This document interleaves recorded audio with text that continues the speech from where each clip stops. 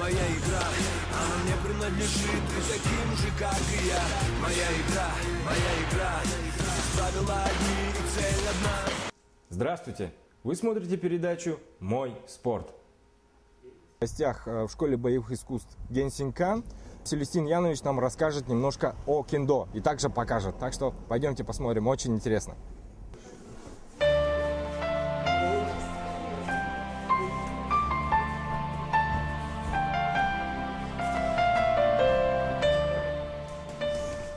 В кендзюцу есть масса вещей, имеется в виду дисциплин, как я иду, мгновенный выход мяча.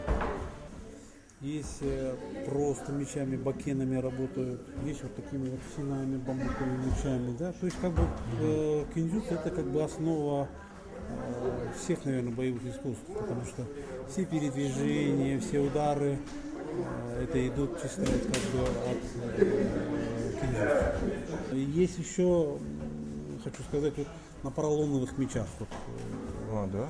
работают, где у нас есть и чемпионы Европы, обладатели Кубка Европы, есть призеры Кубка мира, вот ими на поролонах, это тоже как кендзюцу считается, тоже как. А как это? Это новое видение, как бы, да, уже культивируется лет 10, наверное.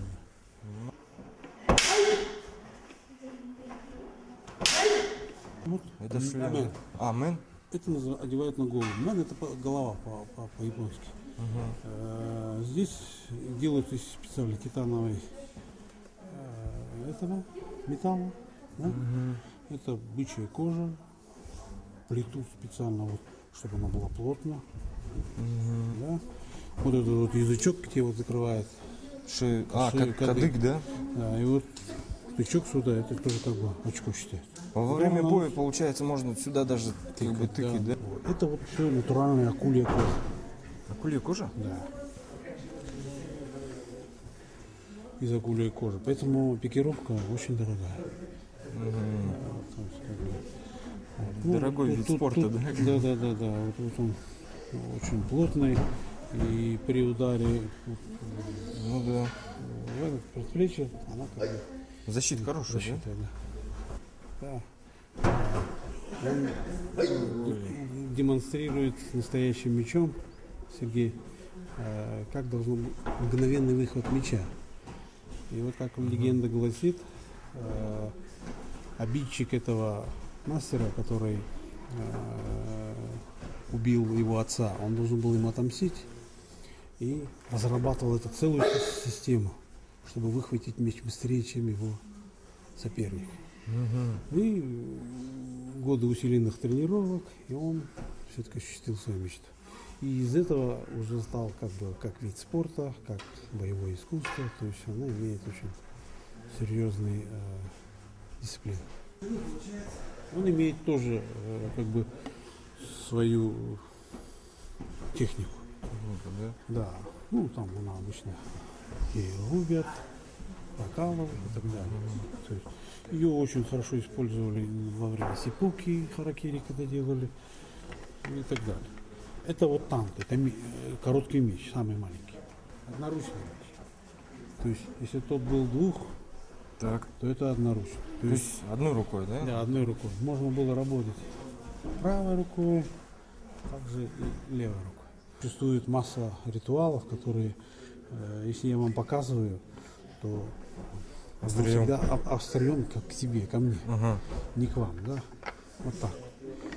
И если я показываю вам вот так вот, то это в любой момент можно выхватить И все. И это значит, у меня плохие намерения. Вот так тоже. Ну да. У меня плохие намерения. Поэтому меч всегда должен быть к себе. Это значит, я вам с уважением не показал. А они полностью заостренные или что-то как-то? Нет, вообще эти мечи? Нет. Мечи, вот обычно, когда вот в кино показывают, там бросают там тряпкой, она все режется, как бритва и так далее, то это миф. В основном всегда идет принцип колун. Так. Да? Когда человек был в доспехах, вначале били этой частью, взламывали, потом уже резали. То есть, И Затачивалась в основном вот эта вот часть, вот отсюда до сюда. Всякое. Да. А эту часть была, можно было, наверняка видели в кино, там хватает там, и так далее. Там, да. Но никто не берет за концы. Есть даже целая техника, когда ладошку встречают. Там, и так далее. Да, видел в фильмах такое. Да. Продолжал. Внутри у него обязательно там клеймо его стояло. И чем как бы стариннее меч, тем оно считалось. Скажу честно, что у Японии они делали из песка. Что? Из песка. Руды-то не было у них. И они Так, вот это интересно. Из этого делали как бы из песка. Поэтому они были очень хрупкие все. Угу.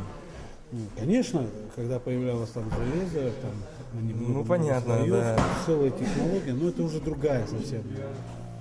Другой рассказ был. Здесь благодарственное письмо о том, что вот, вы нас спасибо. поддерживаете, рекламируете боевые искусства. Все, спасибо большое. На стеночку, в рамочку обязательно повесим. Всех благ, удачи. В следующем видеосюжете небольшое интервью от тренера по бодибилдингу и фитнесу. Здравствуйте, Денис. У меня, наверное, такой вопрос к вам. Есть ли в Якутске персональные тренеры и что это за профессия такая? Здравствуйте. Согласен, в городе Якутске ставки персонального тренера практикуется очень мало. Максимум это инструктор и человек, который не всегда владеет профессиональной информацией. Да? Персональный тренинг, персональный тренер это прежде всего наставник, человек, который владеет информацией в области физиологии, биохимии, анатомии, также спортивной медицины. Это человек, который сможет подобрать под вас именно для вас программу с учетом вашего состояния, вашего здоровья, образа жизни. Не секрет, что многим людям противопоказано занятие тренировки в одного, то есть им необходим тренер. Но прежде всего надо учитывать, что профессиональная программа спортсмена – это именно программа, именно подобрана именно под него, с учетом его физиологических возможностей, его образа жизни, да, а не ваших. То есть, работая по таким программам, вы, скорее всего, либо получите травму, либо перетренируетесь. Ну, книга, что дает книга? Книга дает определенную базу. Конечно, почитать книгу необходимо, да, чтобы иметь какое-то общее представление, да, о спорте, о движениях, о тренировках, и потом подстроить под себя. Прежде всего, я своих клиентов разграничиваю по полувозрастным критериям. Подросткам одно, пожилым людям свое, женщинам после родов тоже свое. Самое главное – это индивидуальный подход к каждому клиенту. Нет шаблона. На первом этапе, конечно, это правильная техника исполнения упражнений. Человек должен научиться правильно делать, чувствовать свои мышцы, правильно концентрироваться и подобрать нужную нагрузку, чтобы организм почувствовал вес и хорошо после этого отреагировал. Конечно, если человек четко не будет ставить цели, то и результат будет совершенно другим. То есть надо уметь четко представить себя. Ну и строительство тела – это прежде всего, конечно, формирование больших и крупных мышц. Это прежде всего гармонично развитое тело. То есть это красота пропорций. Конечно, все строится относительно талии. Есть талия, даже при небольших плечах тело смотрится вполне внушительно. Также немаловажно, что я всегда в доступе для своих клиентов. Человек может позвонить ко мне, либо выйти на сайт, да, и задать вопрос, и получить на это исчерпывающий ответ. Сейчас мы узнаем небольшую информацию о пищевых добавках, и не только.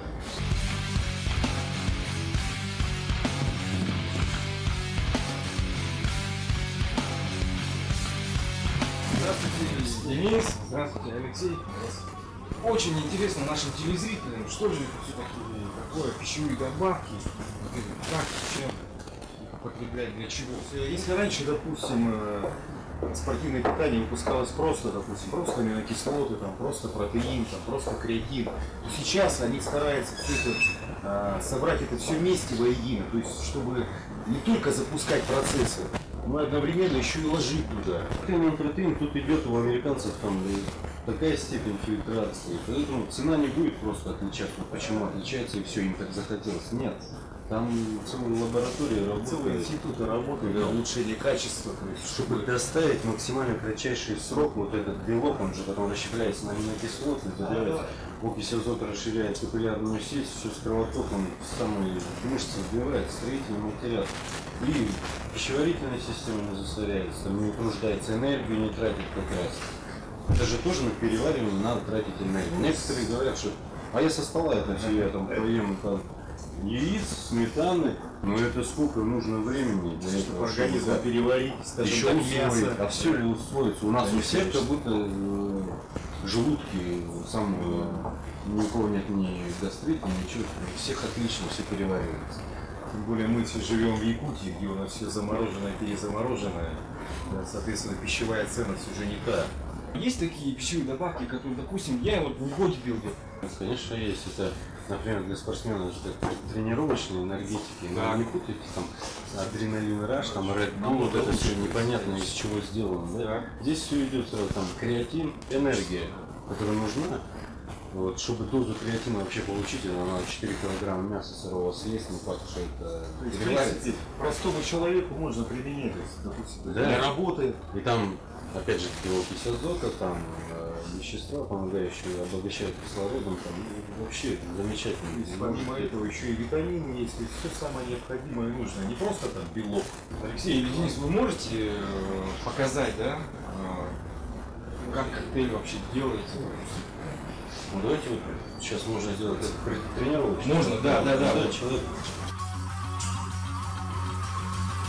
Why's everybody always picking on me?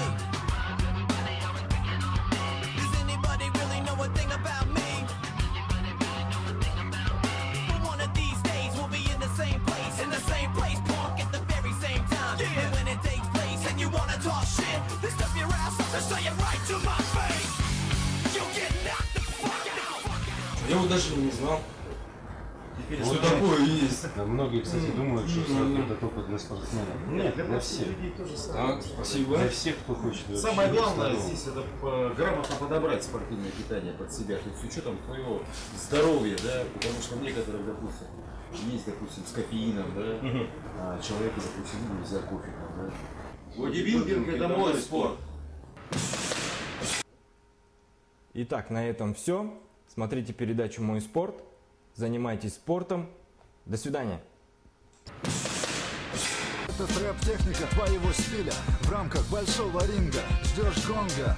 Как может ожидать взрыва бомба? Так-та-та, удар по твоим колонкам. Знай, рифмы как выпады. Конкуренты выбыли, не ради прибыли. Мы сюда прибыли. Куплеты — это атака, потом фулл контакт. Такая тактика, это не просто драка. Это судьба мастера в своем весе. Твой один удар, он разменяет на 10. Еще пару секунд и вот звучит гонг. Приготовь, уже определен чемпион.